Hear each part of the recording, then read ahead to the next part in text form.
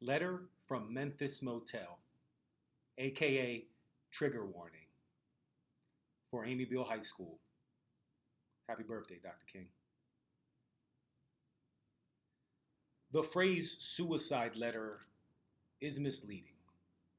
Like the word biography, something about you that you did not write. When the FBI suggests you take your life at the age of 34, well, that's something else. But it wasn't the first time. My first suicide attempt was at the age of 12.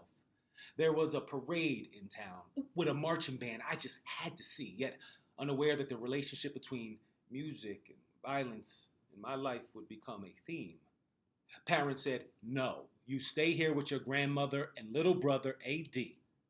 After they left, I left, only to later return to an emergency. Poor little brother slid down the banister right into grandma, dead on her chest, blamed myself emotionally, my first arrest, sentenced myself to death, and lept from the second story of our home and survived. Settled for the lesser charge of depression. No medicine, just cigarettes and a schedule, no shrink, our movement already anemic, no diary to dissect, just an autopsy of leaks and holes. I spoke about my death far more than I ever committed to paper. The thing about visions and confessions is that both rarely get written down, unlike my keynote address to the American Psychological Association 7 months prior to my demise.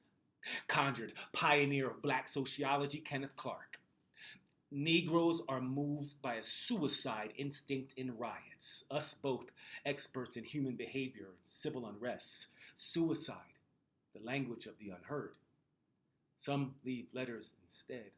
Some rather be heard than read. A month before I was shot dead on a hotel balcony in Memphis, Tennessee, I was standing on a hotel balcony in Acapulco in the middle of the night, staring down at a rock, clinging to the coastline like it was the bottom of the Middle Passage, holding its breath.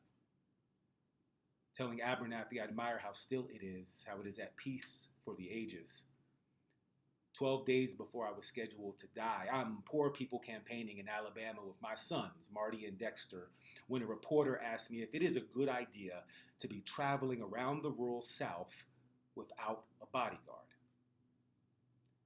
I said, I'd feel like a bird in a cage. There's no way in the world you can keep somebody from killing you if they want to kill you, including oneself. People leave letters when they really want to do it, when they don't want anyone to get in the way.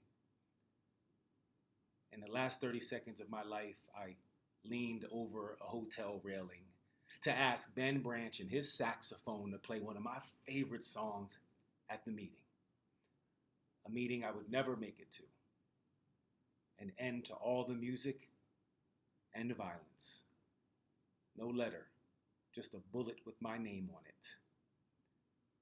Some say I preached my eulogy the night before, that I knew, and that I went anyway.